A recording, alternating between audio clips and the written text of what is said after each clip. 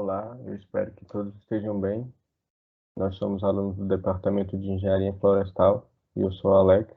E no nosso seminário vamos falar um pouco sobre a celulose e os principais processos envolvidos na sua produção e no seu uso. Aqui estão listados os tópicos que serão abordados ao longo do nosso seminário. Bom, a celulose ela é a molécula orgânica mais abundante do planeta, né? Um carboidrato formado por uma cadeia longa composta de um único monossacarídeo, que no caso é a glicose. E esse polissacarídeo, ele é um principal constituinte da parede celular das células vegetais, que compõem as plantas, estando presentes nos caules, nos troncos e em todas as partes amadeiradas da planta. A celulose está presente principalmente na parede secundária das células vegetais, com produção extrema de toneladas e toneladas por ano, e de uma grande importância econômica por estar presente nos nossos produtos do cotidiano, que são muito utilizados como matéria-prima para indústrias, que a extraem a partir de diversos vegetais, como as árvores de eucaliptos, os pinos, algodão e o bambu. Em relação à sua cor, ela tem uma cor meio esbranquiçada e é insolúvel em água. A celulose, ela também compreende cerca de 33% de toda a matéria vegetal presente no planeta, e cerca de 90% do algodão e de 50% da madeira são celulose. Agora, falando um pouco da estrutura da celulose, né? A celulose, ela já era usada aproximadamente há 100 anos depois de Cristo na China, quando o papel foi inventado pelo Sai Lun. Na época, ele nem sabia o que era, mas ela já era utilizada. O processo de extração da celulose era basicamente feito de uma mistura entre o cânhamo, que é uma planta de cannabis, em que o seu caule e as suas fibras são usadas na produção de papel, tecidos, cordas e compostos plásticos. Aí nessa mistura também tinha cascas de amoreira e pedaços de roupa. E essa mistura, quando ela era triturada e umedecida, ela formava meio que uma pasta que tinha que ser peneirada e espalhada ao longo de uma superfície.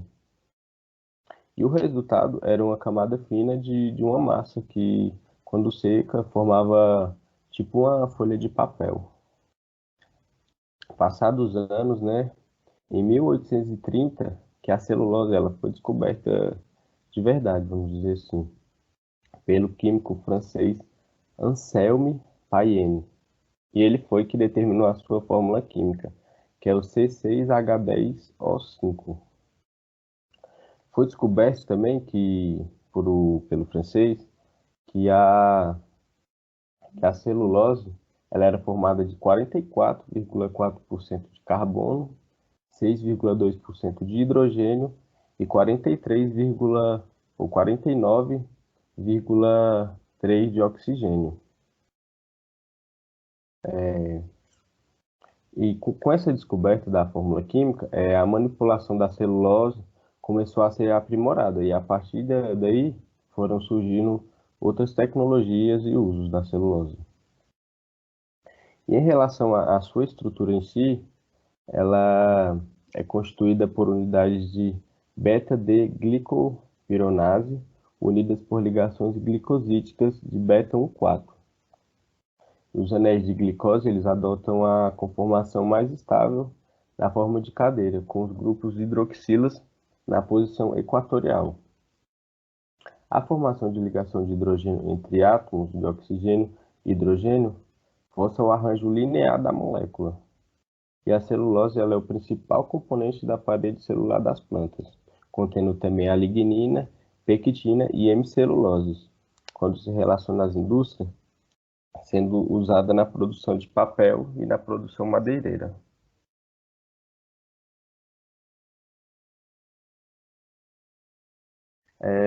A principal função da celulose é a rigidez e a resistência nas plantas, assim permitindo que as plantas possam viver em diferentes locais, né? Logo, a gente pode relacionar que as plantas que têm mais celulose, elas vão estar mais protegidas contra os organismos que possam causar doença nas plantas. E uma outra função também, como tá listado aqui no slide, é a função estrutural, que vai garantir o formato celular e também a sustentação celular da planta. E quando a planta ela tem um favorecimento de entrada de água, a celulose ela vai impedir que ocorra o inchamento e uma possível ruptura da membrana plasmática. E um ponto interessante que eu achei é que a ligação beta ela faz com que os polissacarídeos ele tenham uma estrutura bem rígida, diferentemente do amido e do glicogênio, que são polissacarídeos formados pela união de moléculas de alfa-glicose. E por essa razão do beta, os seres humanos eles não conseguem digerir a celulose inserida. Aí nessa figura ao lado aqui, a gente pode observar, né, a localização da celulose e logo abaixo tem a sua estrutura.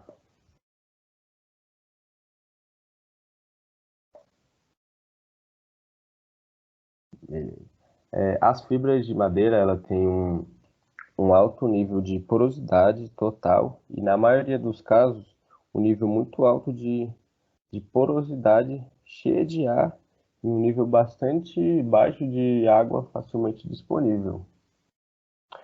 As cadeias de celulose elas formam ligações de hidrogênio intramoleculares e intermoleculares, que são respectivamente responsáveis pela rigidez da cadeia e pela formação da fibra vegetal. As cadeias elas se agregam por essas ligações intermoleculares e assim elas vão formar microfibrilas, que agregam-se formando fibrilas e são as fibrilas que vão formar as paredes celulares das células das plantas. Agora falando dos tipos de celulose, aqui a gente temos a celulose de fibra longa, que ela é originária de espécies coníferas como pinos e tem um comprimento de entre 2 e 5 centímetros,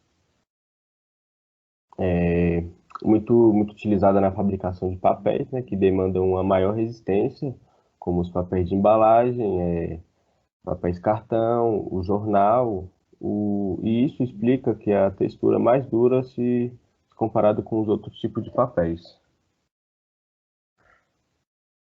Aqui temos outro tipo de celulose, que é a de fibra curta, que com 0,5 a 2 milímetros de comprimento, tendo a sua origem principalmente do eucalipto, essas fibras são ideais para a produção de papéis como o de imprimir e de escrever, né? Também para fins sanitários, como papel higiênico, papel toalha e papel de guardanapo.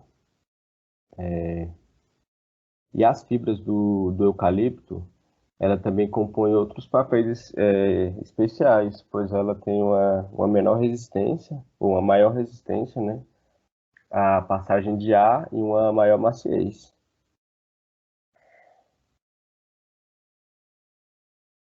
Aqui temos um outro tipo de celulose, que é a fibra fluff, que ela é oriunda a partir da fibra longa de pinos, e pode ser utilizada em produtos higiênicos também, né, como absorvente feminino, fralda, lenço umedecido e entre outros.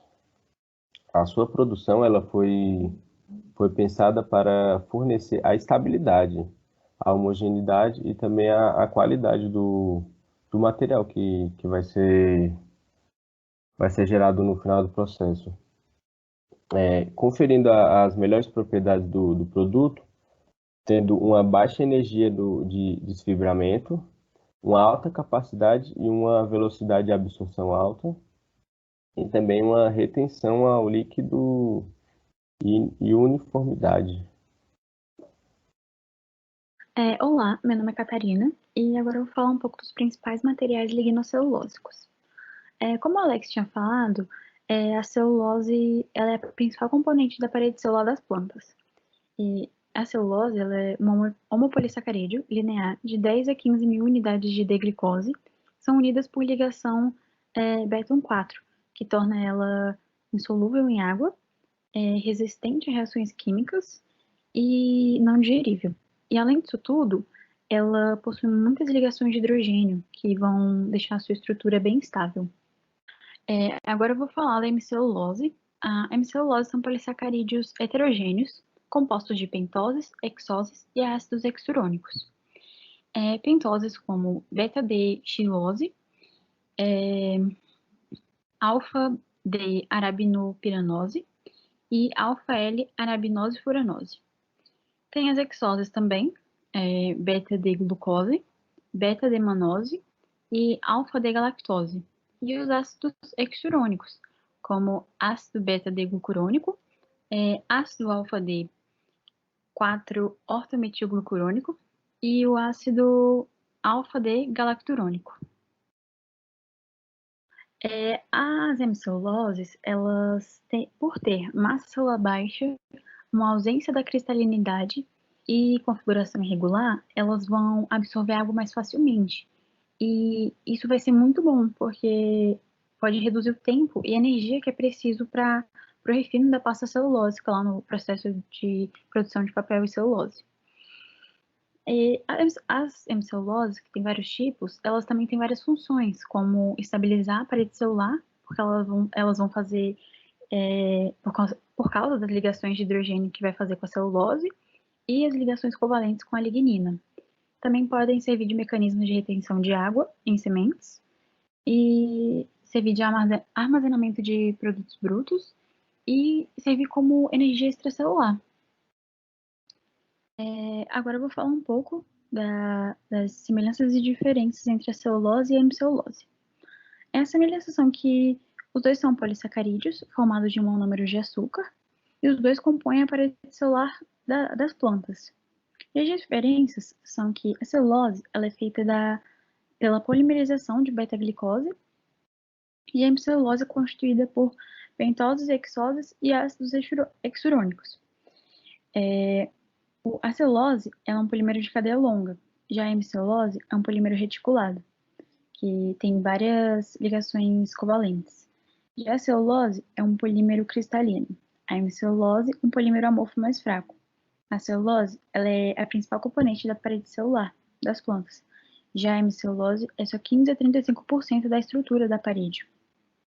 A celulose ela é resistente à hidrólise e a hemicelulose hidrolisa facilmente. A celulose não é ramificada, já a hemicelulose é. Nessa foto a gente pode ver, mais ou menos, a hemicelulose bem ramificada e a celulose de cadeia longa e linear. Agora eu vou falar da lignina. A lignina ela é mais complexa que a celulose e que a hemicelulose. Ela é um polifenol constituído de fenilpropanas. E sua estrutura, elas formam a partir da polimerização dos precursores álcool transconiferílico, do álcool transinapílico e do álcool transparacumarílico. E a lignina, ela é muito resistente. E já que ela fica entrelaçada entre a celulose e a hemicelulose, né, como a gente pode ver nessa foto, ela deixa a estrutura bem firme. E além dessa função, ela também pode transportar água, nutrientes e metabólitos, e pode servir de proteção contra pragas e patógenos. A gente também pode citar a produção de papel, né? Na produção de papel, a lignina precisa ser retirada. Então, eles podem investir em árvores no melhoramento genético dessas árvores para que elas tenham um menor teor de lignina, ou até que a lignina ela seja mais fácil de retirar. Meu nome é Eduardo Silva Santos e eu vou falar sobre os avanços tecnológicos na obtenção e uso da celulose. Vamos lá.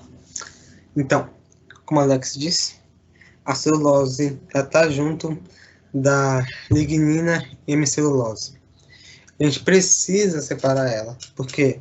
porque os cientistas comprovaram que quando se tira a celulose, tem para fazer vários produtos renováveis e que não degradam o meio ambiente, porque são de origem vegetal.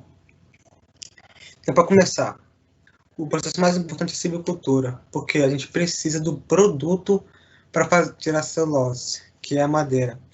Então, o que a gente faz?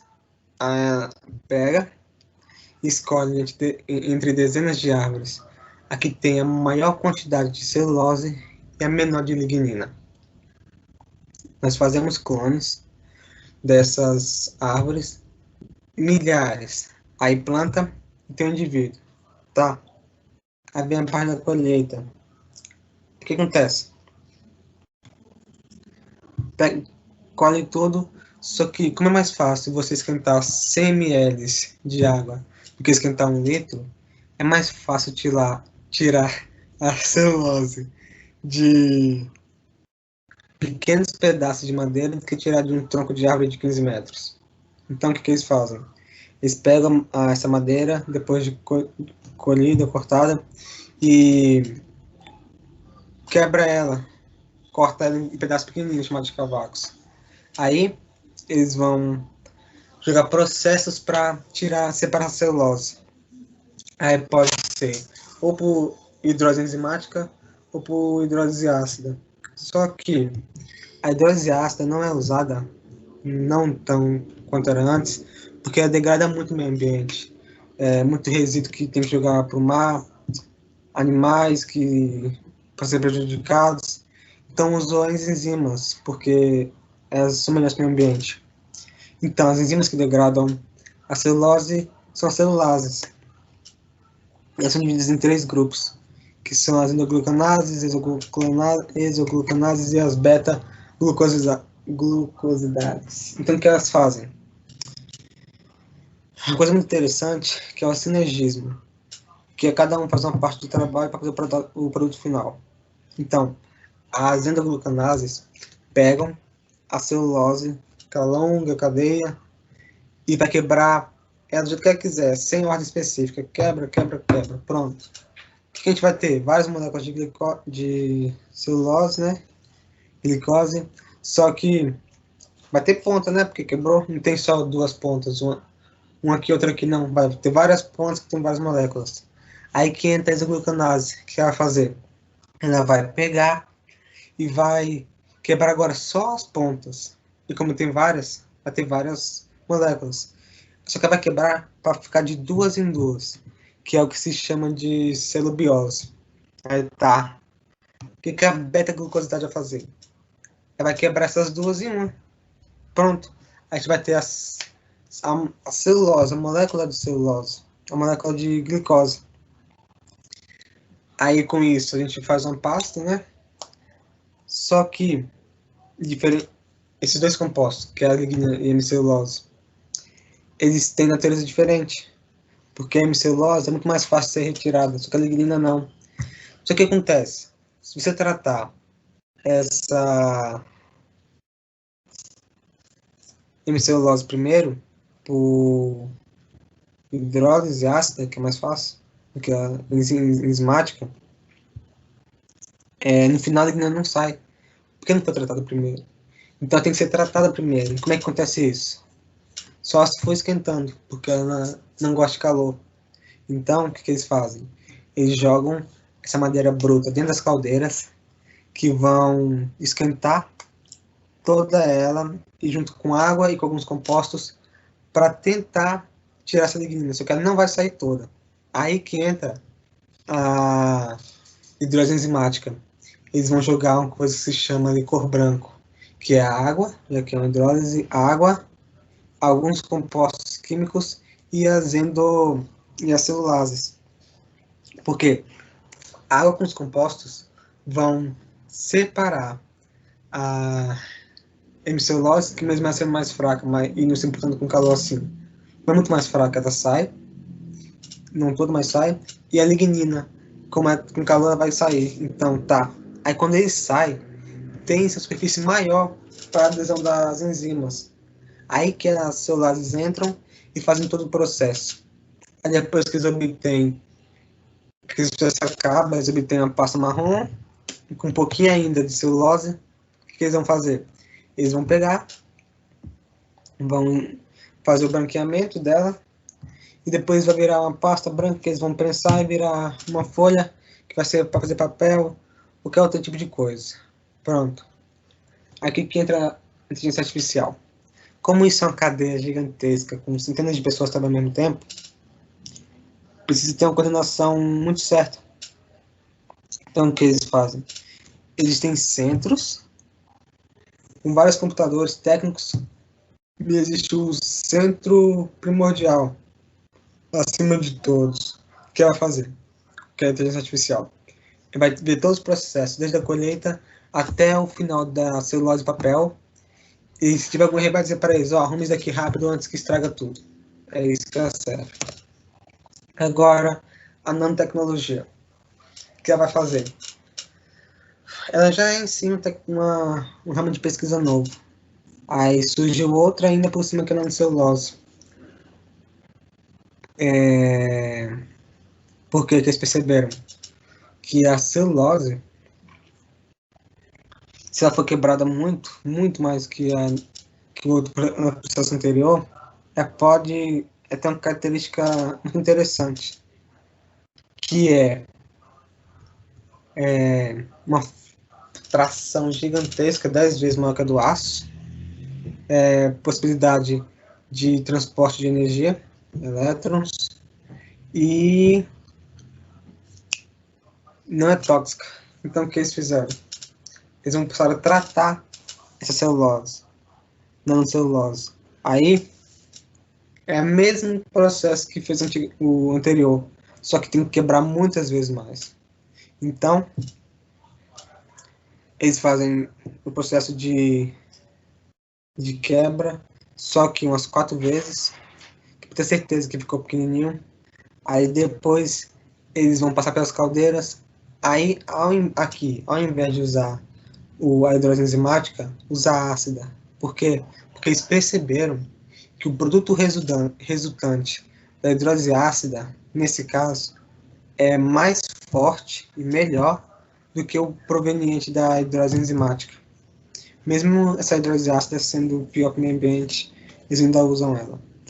Aí tá, eles fazem a hidrólise enzimática e conseguem tirar aquelas moléculas de celulose. Só que o que eles conseguem fazer ainda? Como ela está muito pequena, ela vai ter umas características especiais. E ela tem um pouquinho de água ainda. Então eles vão fazer uma centrifugação para tirar todos os resíduos, água e todos os outros resíduos, para sobrar apenas cristais de celulose. Aí ele achou, pronto, cristais. Esses cristais são nanocelulose. Pode ser de 2 grupos, a fibrilada ou a cristalina. A fibrilada é mais rígida, é mais forte e não é tão transparente. Já a cristalina, ela transmite calor, ela transmite energia, ela é transparente, muito transparente. Então, eles perceberam que se eles juntassem essa nanocelulose com outros compostos, eles vão ter coisas que antigamente era sonho, aqueles filmes científicos, como eles juntaram os compostos que fazem o cimento, junto com a nanocelulose, e aí eles podem construir um prédio que tem uma estrutura 5 vezes mais forte, ou fazer um carro que pesa metade do peso de um carro normal, mas é 5 vezes mais forte que um carro normal, 5, 8 vezes mais forte que um carro normal. E aí também, eles perceberam que a nanocelulose tem a característica de ser biocompatível com a pele.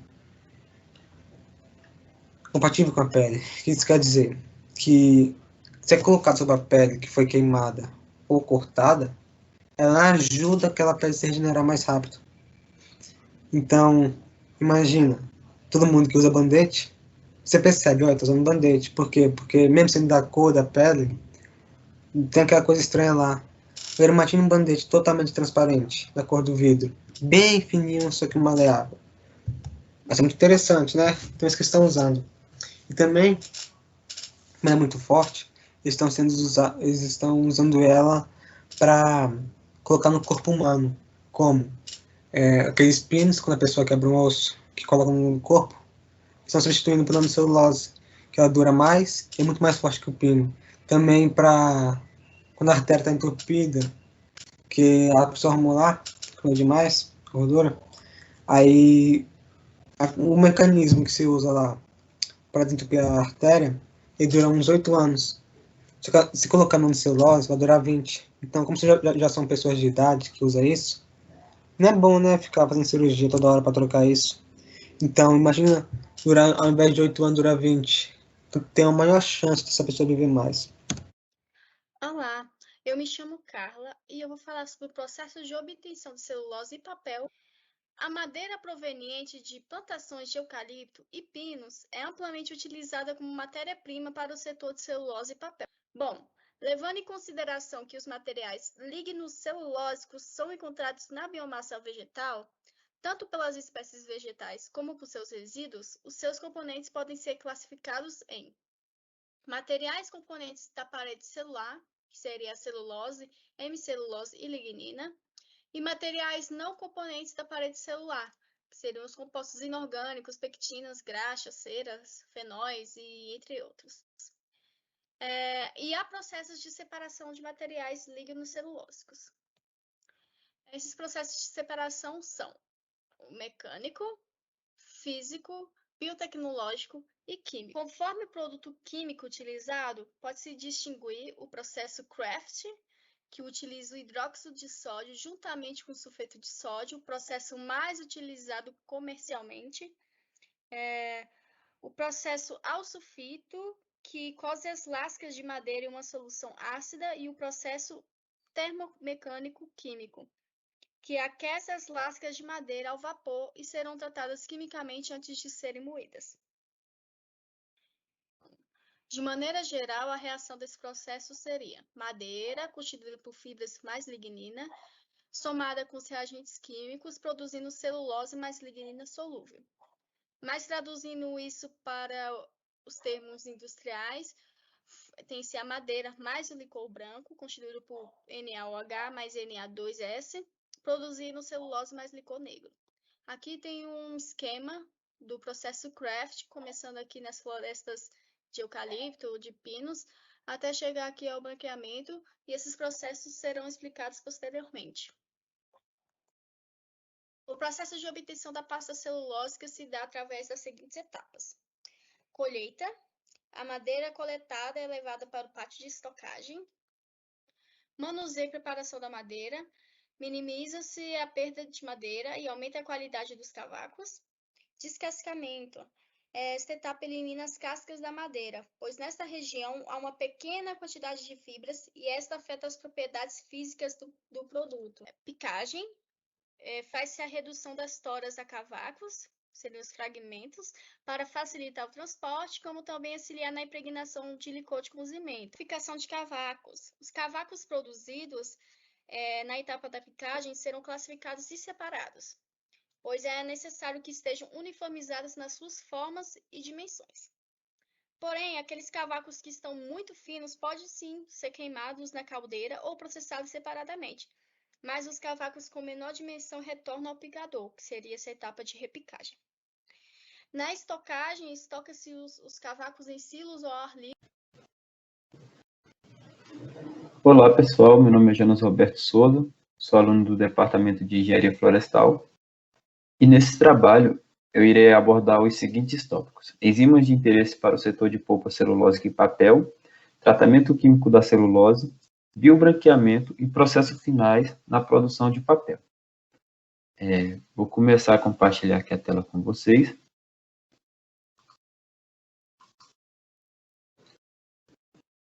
Então, começando pelas enzimas que são de interesse para o setor de polpa celulósica e papel, como o Eduardo já falou, a gente tem as celulases, que são a mais importante, que seu uso chega até 32% na indústria. Também temos as xilanálises, que eu deixei com asterisco nelas, porque esta enzima eu irei abordar mais sobre ela um pouquinho mais na frente. A gente tem as lacases, que são fenóis oxidases, que catalisam a oxidação de vários compostos fenólicos, com a concomitante oxidação do oxigênio para a água. Essas enzimas são envolvidas na oxidação e clivagem da lignina, catalisando a oxidação de polifenóis com o oxigênio como aceptor final de elétron. As lipases são enzimas que atuam sobre lipídios, catalisando algumas reações químicas que essas moléculas possam sofrer. No caso da produção de papel, as mais importantes são as que irão catalisar a hidrólise de triacilgliceróis. Já as amilases são enzimas que são catalisadoras da hidrólise da amilopectina, da amilose e do glicogênio, em maltose e dextrinas. A mais importante para a produção de papel será as classes das alfas-amilases, que pertence à família das endoamilases, que irá fazer a hidrólise das ligações alfa-D14-glicosídicas do amido em produtos de baixo peso molecular. Como eu falei, eu vou falar aqui um pouco sobre qual o percentual de uso delas na indústria de papel e celulose. Como eu já havia citado, as celulases correspondem a 32%, a estilanase corresponde a 29%, as lacases 15%, as lipases 8% e as amilases 6%. Começando aqui a falar um pouco sobre o tratamento químico da celulose, que é uma etapa bastante importante. Antes de começar a etapa de biobranqueamento, a gente tem duas etapas que são importantíssimas, que é o cozimento, que ocorre em vasos de pressão denominado por digestor cozidor. Nesse processo tem duas etapas, que é o cozimento descontínuo e o cozimento contínuo, que é o que a gente vai enfatizar, por ele ser o mais usado. Nesse processo, a gente irá adicionar os cavacos no digestor aos poucos e acrescentar, primeiramente, o lincoln branco de cozimento, como, por exemplo, o hidróxido de sódio, para ter a separação das fibras. Esse reagente irá agir principalmente sobre a lignina, porém, a polpa obtida nesse processo terá tonalidade escura, e devido à presença de lignina residual. E para fazer a remoção desses restos residuais de lignina, será necessário fazer a etapa de biobranqueamento. Etapa essa a qual estudaremos a seguir.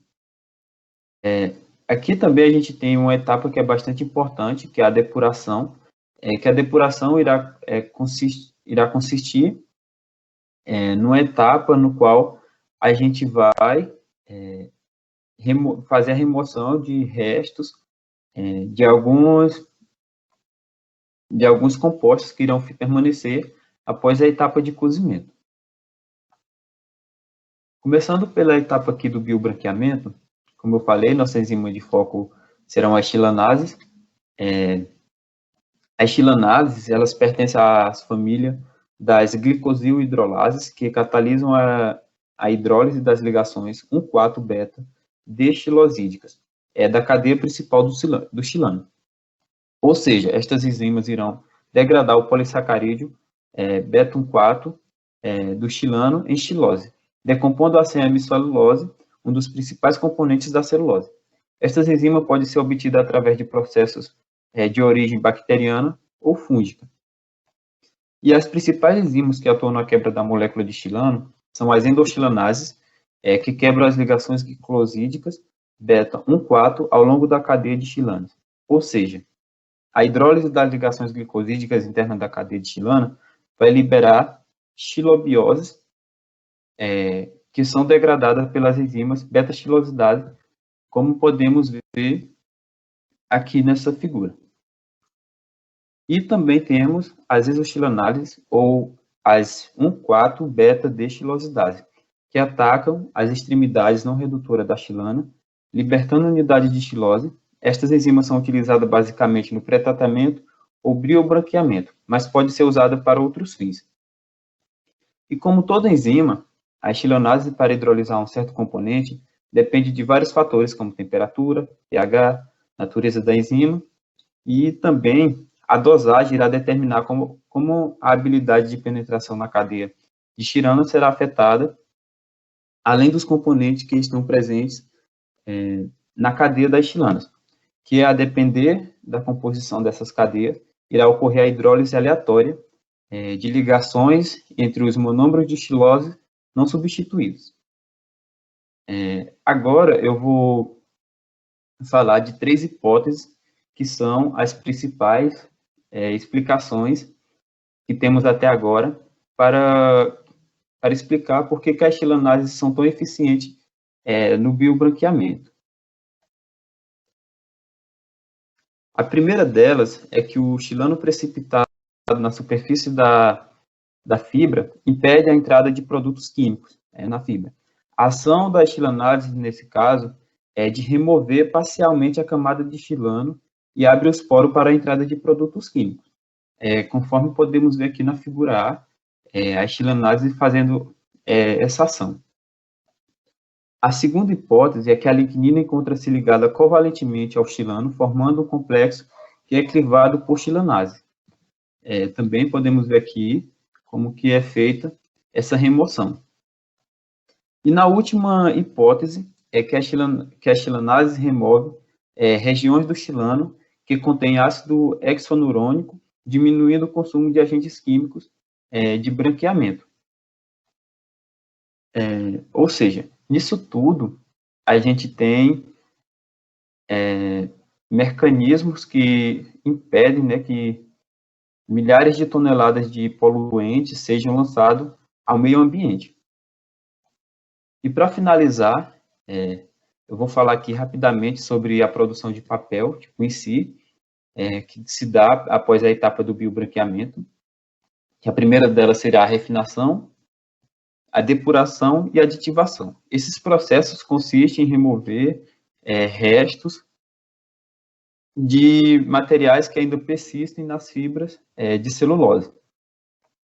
E, a depender da finalidade, aqui ainda pode ser adicionado enzimas nessa etapa. Com isso, eu encerro por aqui minha apresentação. Olá, sou eu, Catarina, novamente. Agora eu vou falar um pouco dos impactos ambientais que as indústrias de papel e celulose causam no meio ambiente. As indústrias de papel e celulose, elas são grandes contribuidoras de impactos ambientais. Grande parte das etapas do seu processo, elas geram algum malefício para o meio ambiente, do plantio até a produção do papel. Para se obter a madeira para todo o processo, são feitas monoculturas, e essas monoculturas normalmente são de pinos ou eucalipto, porque são mais rentáveis. Só que essas monoculturas, elas vão fazer mal para o meio ambiente, por conta que elas podem degradar a biodiversidade, podem causar uma compactação do solo, vão aumentar as chances de erosões e assoreamento dos rios. Vai ocorrer uma perda de nutrientes do solo e uma contaminação por conta do uso excessivo de agrotóxicos, e os lençóis freáticos também vão ser atingidos por conta desse uso de agrotóxicos. E além disso tudo, nas fábricas vai ter um alto gasto de água em diversas etapas, principalmente do processo craft, porque gasta muita água no descascamento, na lavagem, na digestão e na limpeza da pasta celulósica e no branqueamento. A gente pode citar resíduos líquidos e gasosos. Os dois são maléficos. Os resíduos líquidos, a gente pode falar dos componentes da madeira, que quando dissolvidos em água, eles são biodegradáveis, só que eles acabam absorvendo muito oxigênio e vai acabar afetando a vida biológica. Também pode falar do impacto no pH, que os efluentes, quando eles chegam nas áreas receptoras, eles podem aumentar muito o pH ou abaixar muito. E isso vai acabar afetando também a vida biológica. Também pode falar do licor negro, que normalmente ele é reutilizado nas fábricas, só que também pode ocorrer um derramamento. E aí vai acabar fazendo mal para os peixes. E também tem os resíduos gasosos, que a gente pode citar também o processo craft, que além de gastar muita água, vai emitir muitos gases, como dióxido de enxofre, óxido de nitrogênio, cloro e sulfeto de hidrogênio. E além do processo Craft emitir muitos gases, na parte de recuperação de produtos químicos também vai ter muitas emissões. E também tem os resíduos sólidos, só que esses não são maléficos, eles são cheios de matéria orgânica. A gente pode citar casca e serragem, o lodo primário, dregs, lama de cal e o grits. Todos eles podem ser reutilizados e usados em plantios ou para outras coisas. Agora eu vou falar da sustentabilidade.